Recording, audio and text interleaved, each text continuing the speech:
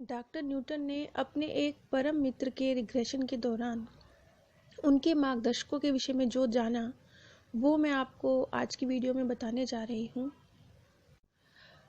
यहाँ पर मैं एक बात स्पष्ट करना चाहूँगी कि जिस तरीके से व्यक्ति अपने मार्गदर्शक को डिस्क्राइब करता है, ये वो रूप हो सकता है जिस रूप में कभी जब मार्गदर्शक धरती पर जब उसने जन्म लिया होगा तो उस रूप में भी वो समक्ष आ सकता है। तो वो जब बयां करता है अपने मार्गदर्शक के रूप को, तो वो उसी प्रकार से बयां कर सकता है जिस प्रकार से कभी उसका मार्गदर्शक इस धरती पर जब वो जीवित रहा होगा तब वो उस रूप में रहा होगा। यहाँ मुझे जेम्स वॉन्ग की एक लाइन याद आती है। उन्होंने एक भारतीय व्यक्ति को अपने मार्गदर्शक के रूप में देखा था।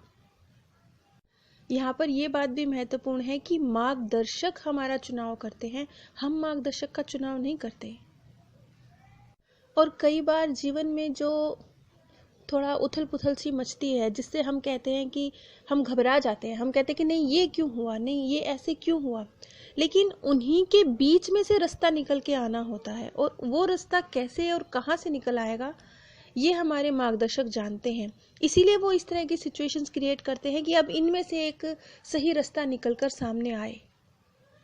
ये अलग अलग मार्गदर्शकों का काम करने का अलग अलग तरीका है। कोई मार्गदर्शक बहुत कोमलता के साथ पेश आते हैं, जीवन को सरलतम बना के उसके सामने समक्ष प्रस्तुत होते हैं अपने स्टूडेंट के सामने, ऐसे जैसे कोई टीचर बहुत नरमी से पढ़ाते हैं। लेकिन कोई टीचर थोड़ा सा स्ट्रिक्ट होते हैं, थोड़ा सा बच्चे को डांट के पढ़ाते हैं। लेकिन मेन मकसद क्या है कि बच्चे को समझकर उसे सही दिशा में गाइड करना। हर टीचर के पढ़ाने का तरीका अलग हो सकता है, लेकिन भाव एक होता है। तो यहाँ पर भी जो हमारे जूनियर मार्गदर्शक और सीनियर मार्गदर्शक जो हमारे होते हैं, ये भी एक दूसरे के पूरक होते हैं, क्योंकि इन दोनों का ही कार्य हमारे जीवन स्तर को हमें शिक्षा देना है, हमारे स्तर को ऊंचा उठाना है। इसलिए मकसद दोनों का एक है। इसलिए दोनों का पढ़ाने का तरीका अलग अलग हो सकता है, जैसा कि इस केस में है। इस केस में व्यक्ति ने अपने कनिष्ठ मार्गदर्शक और वरिष्ठ मार्गदर्शक, जूनियर और सीनियर दोनों मार्गदर्शक का इसने जिक्र किया है। लेकिन जहाँ इसका जो जूनियर मार्गदर्शक है वो बहुत कोमलता से उसके साथ ट्रीट करता है, दूसरी तरफ जो उसका सीनियर मार्गदर्शक है वो थोड़ा सा चालाक है और बहुत अधिक बुद्धिमान है। वो थोड़ा अलग तरीके से उसके साथ पेश आता है, बहुत कोमलता से पेश नहीं आता। इस व्यक्ति का जो जूनियर मार्गदर्शक है उसका नाम है कुआन, और जो सीनियर मार्गदर्शक है उसका नाम है जाइल्स। कुआन उसके सामने एक महिला के रूप में प्रस्तुत हुई जूनियर मार्गदर्शक, और उसका सीनियर मार्गदर्शक जाइल्स उसके सामने एक पुरुष के रूप में प्रस्तुत हुआ। ये शायद वो रूप रहे होंगे जिस रूप में उसने कभी इस धरती पर जीवन जिए होंगे।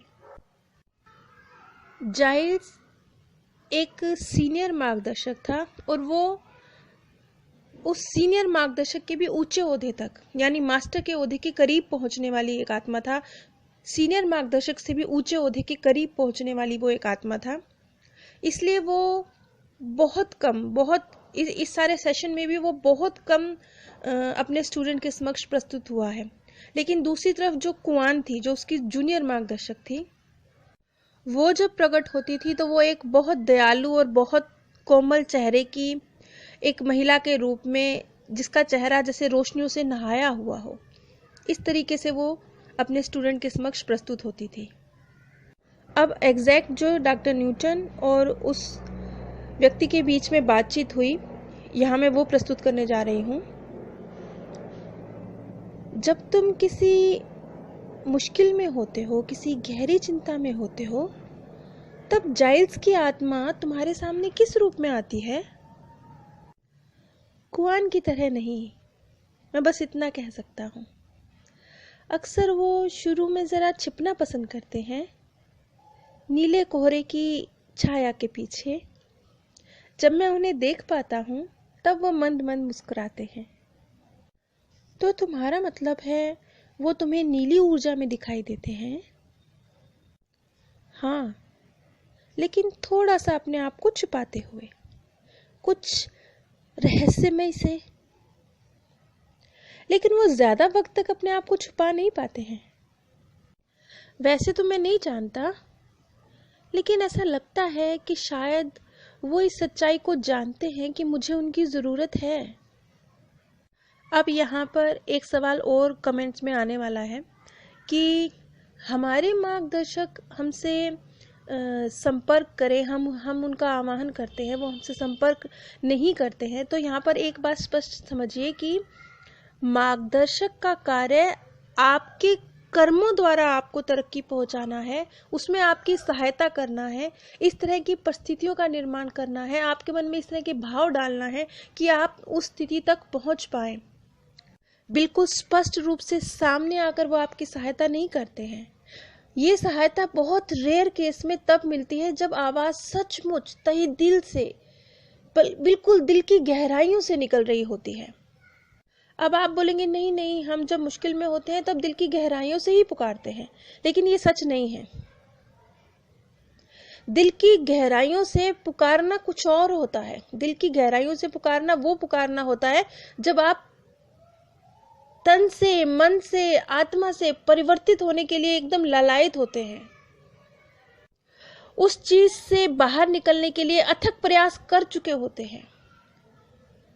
बस वो आपके सच्चे दिल का आह्वान होता है। यूं ही जब आप जरा सी मुश्किल आने पर अपने मार्गदर्शक का आह्वान करते हैं और फिर ये कहते हैं कि उनका हमने आह्वान किया, हमारे समक्ष क्यों नहीं आए, तो इस बात को समझिए कि वो आपके समक्ष नहीं आएंगे, किसी विरले केस को छोड़कर। वैसे तो मेरे पास इस तरह के ढेर सारे केस हैं। आप लोग कमेंट्स में ही अपने इतने सारे अनुभव लिखते हैं कि मैं अगर उनके विषय में बताना चाहूँ तो वीडियो बहुत लंबी हो जाएगी, लेकिन बहुत सारे इस तरह के एक्सपीरियंस मेरे पास आए हैं जिसमें आप लोगों ने ये बताया कि जब आप लोगों ने सच्चे मन से उनका आह्वान किया तो किस तरीके से सपने के माध्यम से या बस कानों में एक आवाज आई, इस माध्यम से उनकी गाइडेंस मिली है आप लोगों को। अच्छा एक बात बताओ, जब जाइल्स अपने आप को तुम्हारे सामने प्रकट करता है तब उसका रूप कैसा होता है? आयरलैंड के जादूगर जैसा, किसी बोने जैसा। उसका चेहरा झुर्रीदार है, बालों की उलझी हुई सी लटें हैं, वो बड़ा अस्त व्यस्त सा दिखाई देता है और बस मेरे आगे पीछे घूमता रहता है। मगर वो ऐसा क्यों करता है? जाइल्स अविश्वसनीय है, वो अधीर भी है। वो त्योरियां चढ़ाकर, कमर के पीछे हाथ बांधकर मेरे आगे पीछे टहलता रहता है। और उसके ऐसे व्यवहार का क्या अर्थ है? वो दूसरे मार्गदर्शकों की तरह बहुत मर्यादा वाला नहीं है, मगर वो चालाक है, चतुर है। अब यहाँ पर वो चालाक है, चतुर है को बहुत पॉजिटिव वे में लीजिएगा। चालाक है से मीन्स कि वो जानता है कि उसने अपने स्टूडेंट को तरक्की कराने के लिए अब उसके सामने कौन सी परिस्थितियां क्रिएट करनी है, किस तरीके से उन परिस्थितियों से फिर निकलने का रास्ता उसे बताना है ताकि वो अपने स्तर को ऊंचा कर सके। चालाक का मतलब यहाँ पर ये है। क्या तुम कुछ और भी बता पाओगे कि किस खास तरीके से जो उसका ये व्यवहार है उसका तुम्हारे साथ संबंध है? जाइल्स ने मेरी जिंदगी को शतरंज का खेल बना दिया। वो व्यक्ति अपने जीवन में जो भी कुछ खास निर्णय लेता था, उनका जो रिजल्ट निकलता था वो बहुत आसान नहीं होता था। आगे उस व्यक्ति ने कहा, मैं कुछ और प्लान बनाता हूं और मेरे जीवन में उसके विपरीत ही कुछ हो जाता है। कभी कभी तो मुझे ऐसा लगता है कि वो मुझे फंसाने के लिए चाल चलता है। यहाँ पर ये बात उसने अपने मार्गदर्शक के लिए कही, और ये बात हम अक्सर कहते हैं कि परमात्मा कौन सा गेम खेल रहे हैं, परमात्मा क्या कर रहे हैं, ये परिस्थिति क्या है, कहाँ है हमारा मार्गदर्शक। ये बस उसी तरह के कुछ सवाल हैं उस व्यक्ति के कि मैंने क्या किया और क्या हुआ। लेकिन ये सब जाइल्स के द्वारा ही एक शतरंज के गेम की तरह उसके जीवन को बनाया गया था और फिर उन्हीं में से बाहर निकलने का उसे रास्ता भी सुझाया गया था। अब डॉक्टर न्यूटन ने पूछा, क्या तुम जाइल्स के मार्गदर्शक में जो तरीके वो तुम्हारे विकास के लिए अपना रहे हैं, उनसे अपने जीवन की समस्याओं को सुलझा पा रहे हो?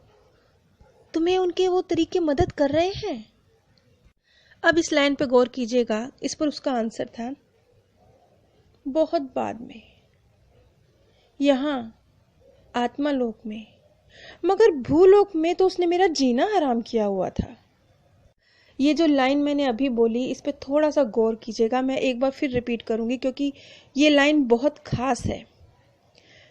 उसके मार्गदर्शक ने उसके जीवन को शतरंज का गेम बना दिया था। वो क्या सोचता था और क्या हो जाता था। लेकिन ये सारी शिकायत उसको तब तक थी जब तक वो इस जीवन में था।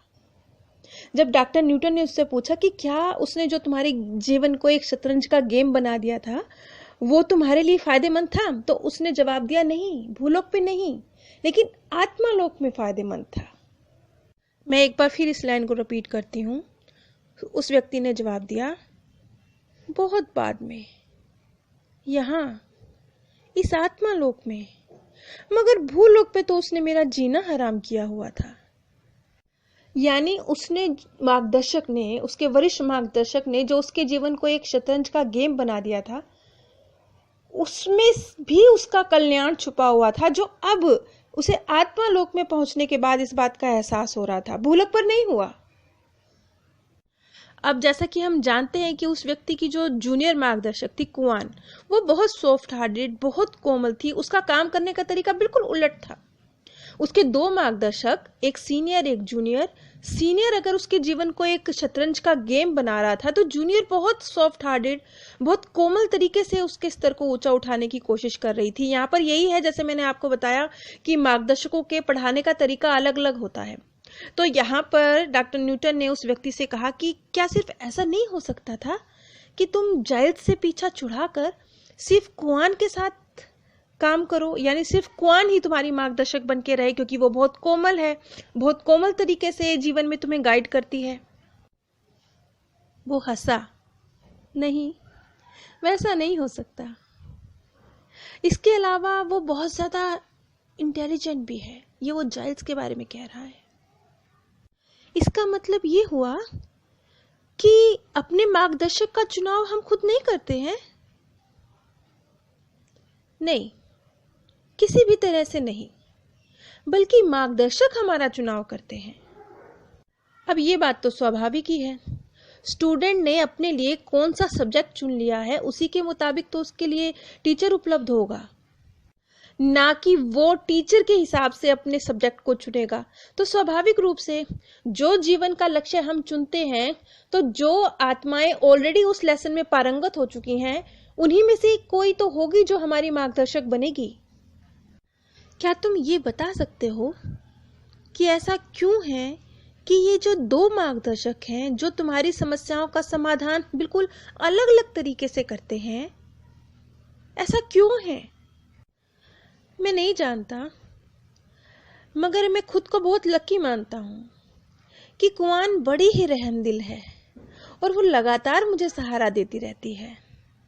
यहाँ पर एक बात और निकल के आती है कि जिस तरह के वातावरण में किसी व्यक्ति ने जीवन जिया होता है, जो मार्गदर्शक के स्तर तक पहुंच गया है, उसने जिस तरह की भौगोलिक परिस्थितियों में अपना जीवन जिया होता है, वो जो उसने पहले के जन्मों में जिन स्थानों पर जीवन जिया होता है, वो उन्हीं स्थानों से जुड़े हुए व्यक्तियों को अपना स्टूडेंट बनाना पसंद करते हैं। ऐसा हमेशा नहीं होता, लेकिन ऐसा होता है। जैसा कि मैंने आपको जेम्स वांग प्राग के बारे में बताया था, उन्होंने एक बार जिक्र किया था कि वो एक भारतीय व्यक्ति को अपने मार्गदर्शक के रूप में देखते हैं। अब जेम्स वांग तो अमेरिकन है, लेकिन वो भारतीय व्यक्ति को अपने मार्गदर्शक के रूप में देखते हैं।